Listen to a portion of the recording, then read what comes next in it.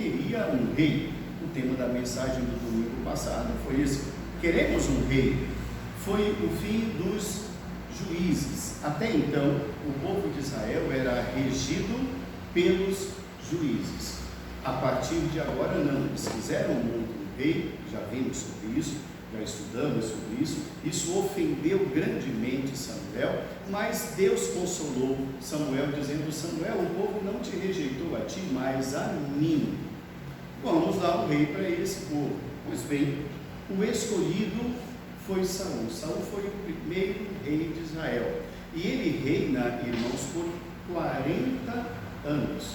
Ele foi longevo. Seu reinado foi um reinado longevo. Por 40 anos ele conseguiu reinar sobre Israel. E nos diz o texto, quando ele foi ungido rei, ele era bonito, ele era jovem, simpático, bonito mesmo, chamava a atenção, altão, e ele foi então o escolhido de Deus para ser o primeiro rei.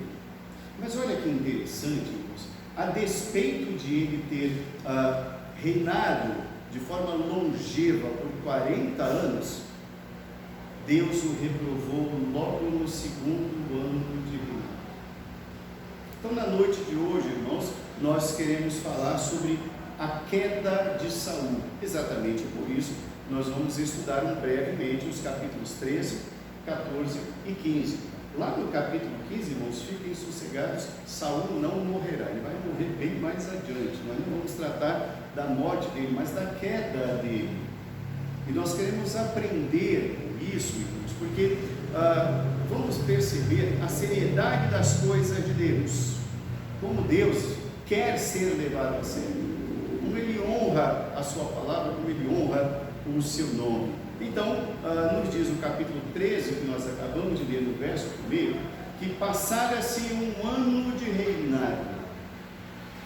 No segundo ano ele forma um exército. O exército é formado, a princípio, nesse seu segundo ano, por 3.000 homens. 2.000 ficam com ele e 1.000 homens ficam com o seu filho, que é Jonatas. E Jonatas é uma pessoa muito importante, do qual nós vamos tratar daqui a pouquinho. Após esse primeiro ano, irmãos, Saul entra numa descendente absolutamente perigosa. Nós queremos aprender com ele, irmãos, para que com seus erros nós aprendamos a não imitá-los. Precisamos estar espertos e atentos às atitudes que ele tomou. A queda de Saul é o tema da nossa mensagem na noite de hoje. Primeira lição que nós aprendemos do primeiro erro de Saul, logo no início do seu reinado: ele busca glória para si. Saul é um homem que busca glória para si. Volte o seu olhar para o capítulo 13, que é esse inicial, nos versos 3 e 4.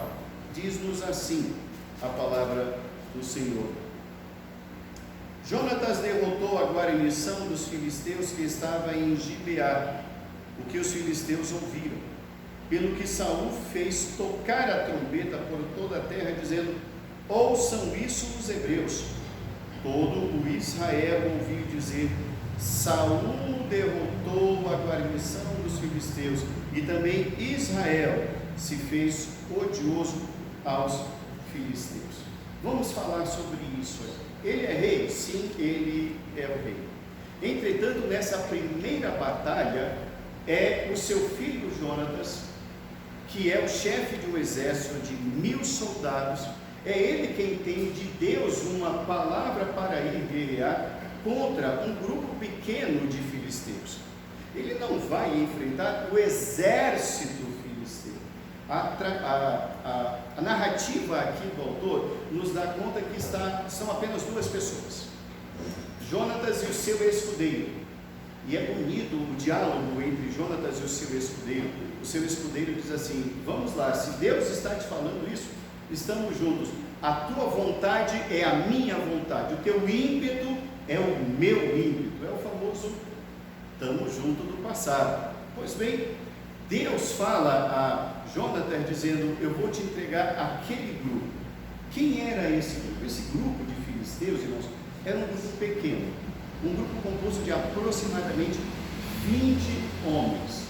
Era uma guarnição que estava protegendo um lugar que eles entendiam que nunca o povo de Israel passaria por lá. Era um lugar, um despenhadeiro tão terrível, irmãos, tão difícil, era um penhasco muito íngreme e reto, uma rocha escarpada com pouco lugar de equilíbrio. Então os filisteus pensaram assim: não, por aquelas passagens ali, o povo de Israel não vai nos atacar. Então vamos deixar ali apenas uma guarnição com menos de 20 homens. Pois bem, Deus falou a Jonatas: Jonatas, vai, que eu vou entregar a você esses homens. E foram Jonatas e o seu escudeiro. Eles foram e ganharam a batalha ali. 2 contra quase 20, nos diz a Bíblia, não tem o número exato, mas quase 20 homens. Os filisteus ficaram aterrados com isso. Eles ficaram com muito medo. E lá, quando souberam que a guarnição de 20 fora derrotada, eles entraram em desespero, porque pensaram: puxa, agora aquela passagem está descoberta. Os filisteus, nós seremos atacados pelo povo de Israel por lá, e nós não temos agora como levar gente para lá. Pois bem, quem ganhou aquela pequena batalha provisória foi exatamente o seu filho Jonatas. Mas o que ele manda dizer para todo Israel? Eu venci. Sabe quem é Saul? Saul é aquele camarada que faz gentileza com chapéu alheio. Saul é aquela pessoa que quer todas as glórias para si. Saul é aquela pessoa que não se contenta com a vitória dos outros. Saul é aquele camarada que ele quer ser mesmo o sol. Ele quer que todos orbitem ao seu redor. Essa decisão dele, dizendo vencemos o exército inimigo, foi uma decisão totalmente precipitada, porque não era um exército, era uma guarnição de 20 homens. Saul é um homem em busca de reconhecimento. Ele quer ser reconhecido no meio do povo.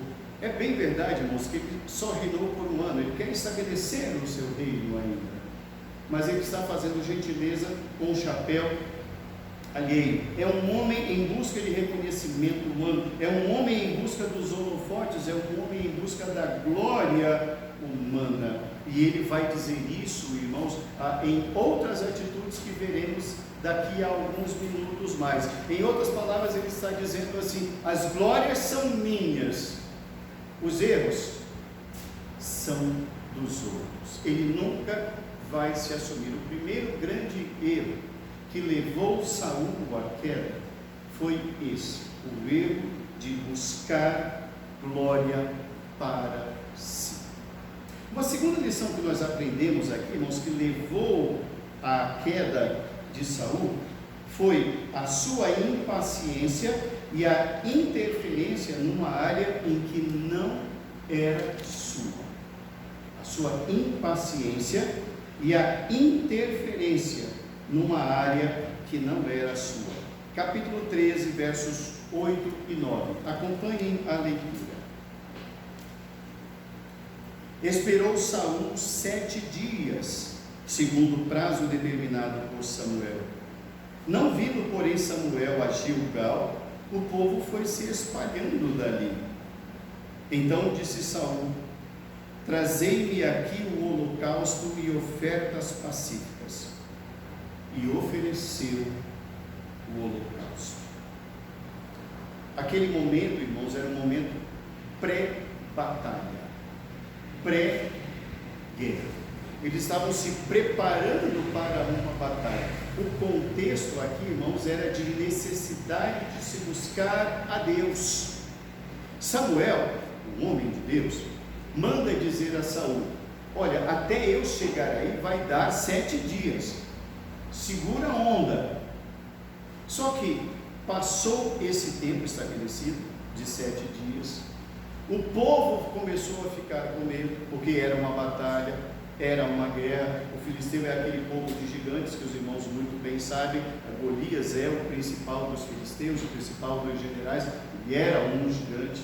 era o principal inimigo do povo de Israel, e como Samuel demorava-se para ali chegar, o povo começou a ter medo, e o povo começou a sair. E no que saiu, Saul fala: espera, vou resolver isso do meu jeito. Tem que ter um sacrifício? Samuel não veio? Eu faço. Percebamos, irmãos, o que a impaciência faz numa pessoa. Tira a pessoa do seu centro. Ele usurpa o ofício dos homens de Deus para dizer: eu sei resolver isso do meu jeito. Tragam os animais, eu vou sacrificar. Tão logo ele faz o sacrifício, chega Samuel. E Samuel fala: o que é isso que você fez? O que você está fazendo? Ele diz: olha, você se demorou. Percebam como ele não assume. Sempre tem um culpado. O culpado é alguém. É interessante, é absolutamente isso. Era preciso consultar ao Senhor, e a função dele não era essa. Essa função cabia a Samuel. Ele interfere no trabalho do homem de Deus. Então o prazo inicial não se cumprira, o esperado não aconteceu, e ele então se deixou dominar pelo desespero. O desespero então tomou conta dele. Ele interfere na ação das coisas, atropela os protocolos, força uma agenda e tenta resolver da sua maneira. Em outras palavras, ele diz aqui: o homem de Deus não está aqui mesmo, ele não vai saber disso, eu preciso resolver, eu sei resolver, mas é do meu jeito, mas vai resolver. Quando ele faz isso, irmãos, ali naquele momento, nessa sua atitude, ele perdeu o Espírito de Deus. Ele continua rei, mas o Espírito de Deus se retira dele. Ele vai reinar, repito, mais 39 anos sem o Espírito de Deus. Ele foi reprovado pelo Senhor. Ele tentou fazer justiça com as próprias mãos. Isso é impaciência e teimosia. As circunstâncias, ele transfere a culpa para as circunstâncias. Volte o seu olhar para os versos 11 e 12. Samuel perguntou: o que fizeste? Respondeu Saul: vendo que o povo se ia espalhando daqui, e que tu não vinhas nos dias aprazados, e que os filisteus já se tinham ajuntado em Micmais, eu disse comigo: agora descerão os filisteus contra mim a Gilgal, e ainda não obtive a benevolência do Senhor, e, forçado pelas circunstâncias, ofereci holocaustos. Observe bem como ele transfere o seu erro. Olha, o inimigo chegou, você não estava aqui, o povo foi embora, eu fui forçado pelas circunstâncias. Como culpar as circunstâncias? Sabe o que nós aprendemos aqui, irmãos? Ele procura transferir a culpa dos seus atos sempre para os outros, ao atraso de Samuel e às circunstâncias. Irmãos, circunstâncias não podem determinar o nosso compromisso com Deus. Circunstâncias não podem ser maiores do que o nosso zelo para com o Senhor, sejam elas quais fossem. As circunstâncias não podem determinar o nosso caráter. As circunstâncias não podem dominar-nos e estabelecer em nós o desespero de acharmos que Deus não agirá, de acharmos que nós podemos fazer interferências em trabalhos dos outros, de que podemos fazer sim e tomar o lugar dos outros. Saul não poderia ter feito o que fez, mesmo sendo ele rei. Ele era rei, ele não era sacerdote. Ele não poderia ter feito o que fez. Em terceiro lugar, irmãos, nós aprendemos aqui uma terceira lição sobre a queda de Saul. A terceira lição, irmãos, é que ele desenvolveu uma desobediência crônica. contra o Senhor. Ele desenvolveu uma desobediência crônica, incurável, contra o Senhor. Volte o seu olhar agora para o capítulo 15, versos de 1 a 3. Disse Samuel a Saul: enviou-me o Senhor a ungir-te rei sobre o seu povo, sobre Israel. Atenta, pois, agora às palavras do Senhor. Assim diz o Senhor dos Exércitos: castigarei Amaleque pelo que fez a Israel, ter se oposto a Israel no caminho, quando este subia do Egito. Vai, pois, agora, e fere a Amaleque e destrói totalmente a tudo que tiver, e nada lhe poupes. Porém matarás homem e mulher, meninos e crianças de peito, bois e ovelhas, camelos e jumentos. Essa é uma promessa que Deus está cumprindo agora, e essa promessa foi feita, irmãos, quando do Êxodo, anos atrás. No Êxodo, Amaleque se opôs ao povo do Senhor, e Deus lhe disse: não vai sobrar nada, nem de você, nem do seu povo. Uma hora eu venho para te castigar. Chegou a hora do acerto de contas públicas. Embora Saul tivesse feito o que fez, embora o Espírito de Deus já não estivesse mais com ele, Deus continua sustentando o reino. E ele levanta um homem, Samuel, para dizer: Samuel, vai orientar Saul, haverá uma batalha, fale tudo para ele. E é esse texto que os irmãos acabaram de ouvir. O profeta chega e diz: atenta fielmente às minhas palavras, ou seja, preste atenção ao que eu vou lhe falar. Há um acerto de contas da parte de Deus com Abimeleque, e chegou a hora de acertar as contas. É um castigo de Deus. Então a palavra do Senhor é: nada poupe, não poupe nada nem a ninguém. A palavra é de aniquilação total. Irmãos, isso para nós pode parecer cruel hoje, mas isso era o tempo, era um acerto da justiça de Deus para a época. Então ele arma o seu exército, vai nos dizendo aqui o decorrer do texto, no verso de número 4, nos fala que ele vai com 200.000 homens, mais 10.000 homens. É um exército imenso. De fato, não era para sobrar absolutamente nada. A ordem de Deus era a aniquilação total dos amalequitas. Nada do reino de Amaleque deveria ser poupado. Ele vai, ele reúne o exército, ele se dispõe e vai, só que ele não cumpre a palavra de Deus. Ele poupa o rei, Abimeleque, ele poupa o rei Amaleque, e o seu exército poupa também o melhor dos rebanhos, e eles levam de volta a Gilgal. Então Deus fala para o profeta, para o sacerdote, fala: o que está acontecendo ali? Então Samuel vai conversar com o rei Saul, e Saul chega e fala: ó, missão dada, missão cumprida, está tudo certo, o que foi enviado, nada voltou. Então Samuel fala: e que rebanhos são esses que eu estou ouvindo? Novamente Saul não se assume e joga para os outros, dizendo: não foi o povo, isso aí foi o povo que trouxe. O povo resolveu trazer o melhor do rebanho para sacrificar ao Senhor. Entendeu? Mas o resto está tudo destruído. E Abimeleque, ele veio. Saul desenvolveu uma desobediência pública.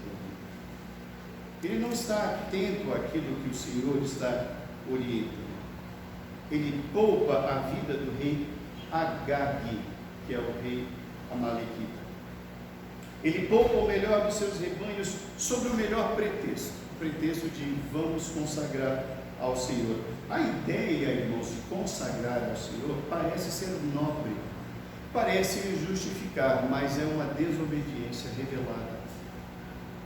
A palavra era: nada poupe, nada traga, obedeça.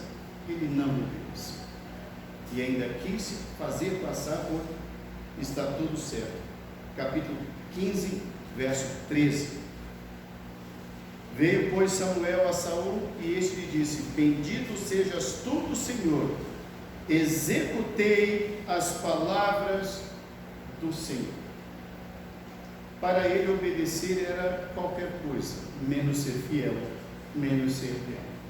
Ele queria estabelecer um padrão de obediência que era: eu vou obedecer à minha maneira, eu vou obedecer de acordo com o padrão que eu estou estabelecendo.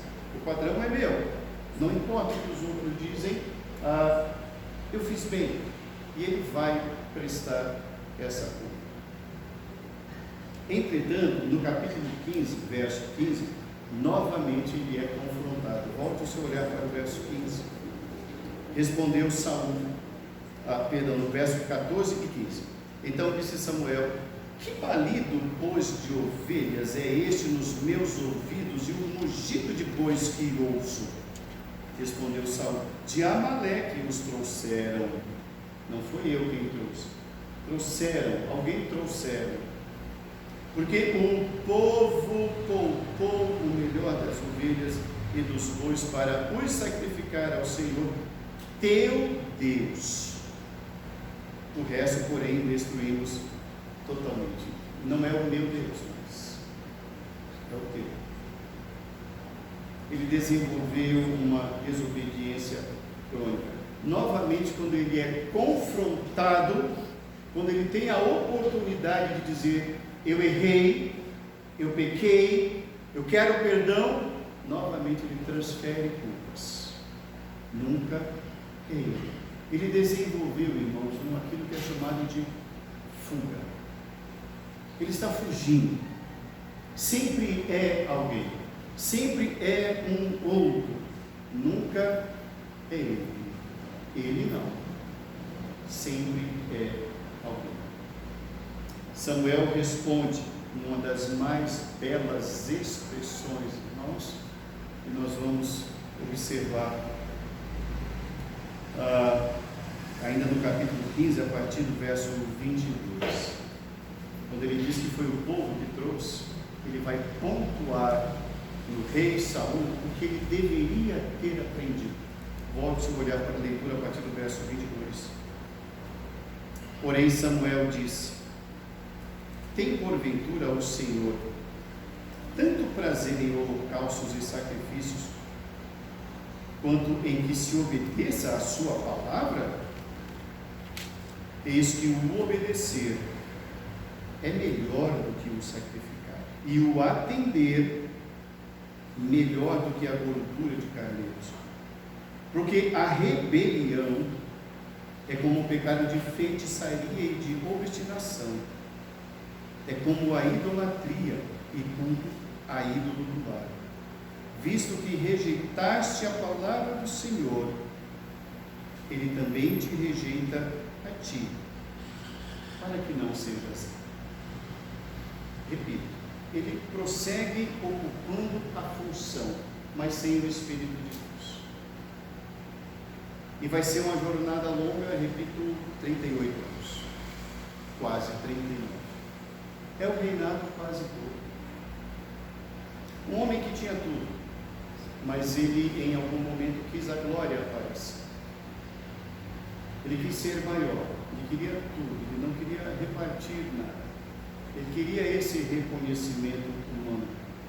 Ele desenvolveu também, irmãos, uma forma de interferir no curso natural das coisas, de não esperar em Deus, de não esperar um homem de Deus, de ele mesmo gerir o seu reinado de acordo com aquilo que ele estabeleceu.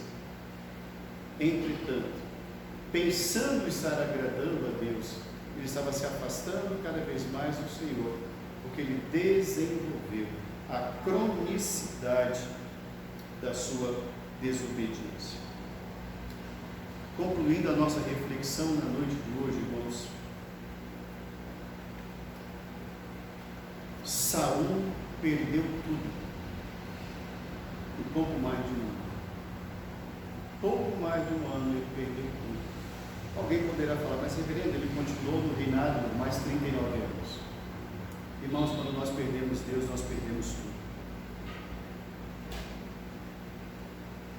Perder Deus é perder tudo.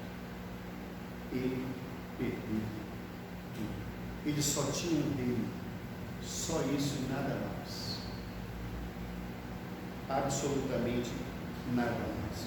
Conforme nós aprendemos com o Senhor Jesus Cristo, de que adianta o homem ganhar o mundo inteiro e perder a sua alma? Saul perdeu. Ele só tinha um rei. Foi um peso na vida dele por 39 anos. Saul morreu aos 62 anos de idade. Longevo para a época. Longevo. Ele morreu de uma forma muito covarde, ele se suicidou. Aquele homem que tanto eles quiseram, tornou-se morada de demônios. Tornou-se morada de demônios. Deus o rejeitou no início do segundo ano do seu reinado. Tinha tudo. E tudo perdeu. Não devemos buscar, irmãos, fama, glória e honra neste mundo. Este mundo não nos pertence. Ele não é nosso, ele não é de nenhum de nós. Nosso nome aqui gravado é nada. Devemos lutar para termos o nosso nome escrito no livro da vida.